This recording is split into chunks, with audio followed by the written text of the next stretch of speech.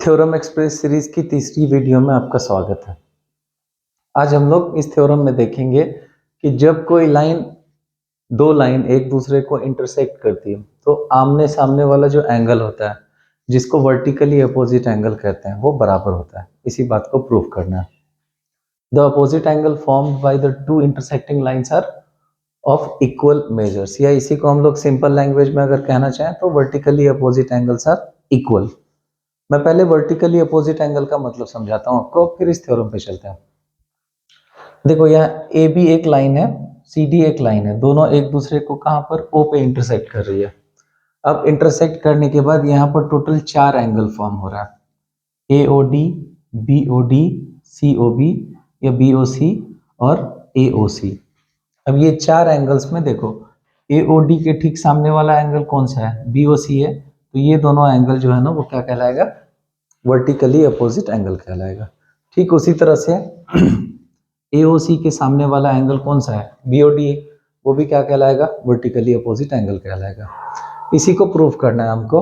तो ये प्रूव करने से पहले जो चीजें लगनी है इस थ्योरम में, मैं पहले बता देता हूं ताकि तुमको समझने में आसानी हो। देखो, ये एक स्ट्रेट लाइन है, ठीक है। स्ट्रेट लाइन का नाम कुछ भी रख देते हैं, पी क्यू। अब इस स्ट्रेट लाइन पे एक और लाइन ले लेते हैं, इसका नाम रख देते हैं आर एस। अब देखो, ये आर एस जो है ना, ये पी क्यू लाइन पे है। तो यहाँ पे दो एंगल बन रहा है, एक एंगल पी एस आर और दूसरा एंगल क्यू एस आर। अब ये दोनों एंगल का एंड पॉइंट एक ही है, एस वर्टेक्स एक ही है, और इन दोनों एंगल में ये आर एस कॉमन साइड है। तो ये दोनों एंगल को ना एडजेसेंट एंगल बोलेंगे। और एक स्ट्रेट लाइन पे ऐसे कितने भी एडजेसेंट एंगल हो, उनका सम हमेशा कितना होता है? 180 डिग्री होता है। एक लाइन पे बनने वाले एक स्ट्रेट लाइन पे बनने वाले सारे एंगल का सम 180 होता है। लीनियर पेयर जिसको कहा जाता है, उसी चीज का हम लोग यहाँ पे यूज करेंगे। तो चलो चलते हैं। ये थ्योरम का स्टेटमेंट था, मैंने पहले लिख दिया था। The opposite angle formed by two intersecting lines are of equal measures. अब यहाँ पे दो लाइंस कौन कौन सी है? एक ए बी है और दूसरी लाइन सी डी है। तो गिवन में हम लोग लिख देते हैं, line A B and C D intersects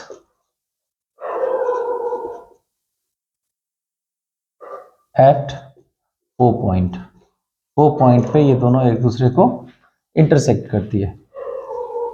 तो हमें प्रूफ क्या करना है? दो बातें प्रूफ करनी है। नंबर एक, एंगल ए ओ डी किसके इक्वल होगा? एंगल बी ओ सी के। और दूसरी बात जो हमें प्रूफ करनी है वो क्या है? एंगल ए ओ सी ये इक्वल होगा एंगल बी ओ डी के। ठीक है, इन बातों को हमको प्रूफ करना है। तो चलो प्रूफ पे चलते हैं।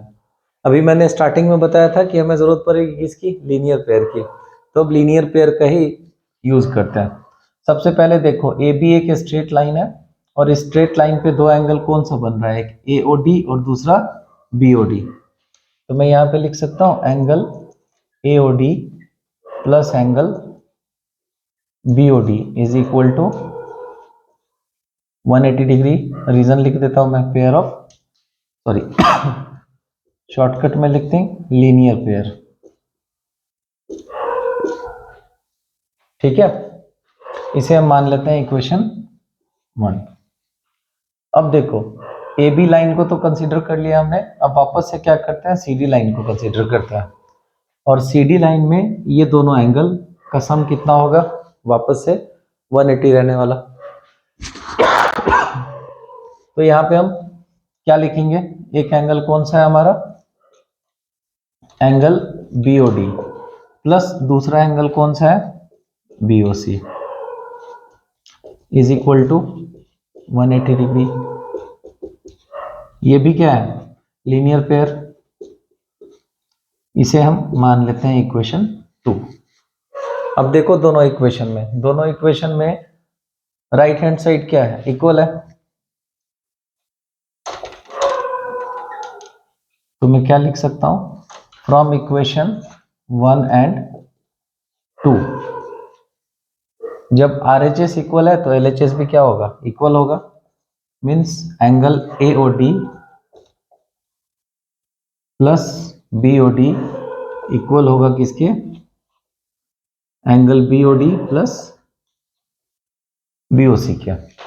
अब यह देखो दोनों साइड में एंगल BOD और BOD इसको कैंसल आउट कर देते हैं। उसके बाद क्या बचता है हमारा, angle AOD is equal to angle BOC। यही प्रूफ करना था हमको, AOD is equal to BOC। अब देखो इसी स्टेप को फिर से हम लोग दोहराएंगे, ठीक है। एक बार इस लाइन को लेंगे तो ये दोनों एंगल, एक बार फिर इस लाइन को लेंगे तो ये दो एंगल। तो वापस से अगर कोई स्टेप हमको दोहरानी होती है तो उसको फिर से नहीं करना है, बस क्या करना है, एक लिख देना है, similarly angle AOC is equal to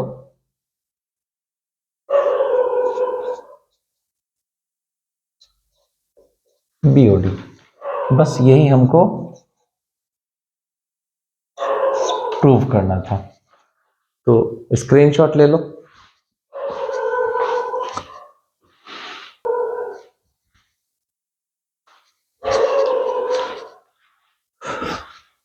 देखो ज्योमेट्री वाला पार्ट जो है उसमें क्वेश्चंस बहुत परेशान करते हैं या उसमें बहुत दिक्कत होती है। उसके पीछे का जो सबसे बेसिक रीजन होता है वो ये होता है कि ज्योमेट्री के जो थ्योरम्स है 9th क्लास के और 10th क्लास के, वो हमें नहीं पता होते हैं। अगर हम थ्योरम्स को पूरा अच्छे से समझ लें और थ्योरम पे बेस्ड क्वेश्चंस कैसे सॉल्व करें ये अगर हमको आ जाए तो ज्योमेट्री बहुत आसान जाता है। तो इस थ्योरम एक्सप्रेस सीरीज में हम लोग करेंगे क्या, बस ऐसे ही जितने भी थ्योरम्स हैं 9th और 10th क्लास मिलाकर, कुछ तो 60-70 का अराउंड है, उन सारे थ्योरम्स को हम लोग कवर करेंगे। फिर देखना तुम्हारा ज्योमेट्री बहुत आसान जाएगा। ठीक है, मिलते हैं अगली वीडियो में।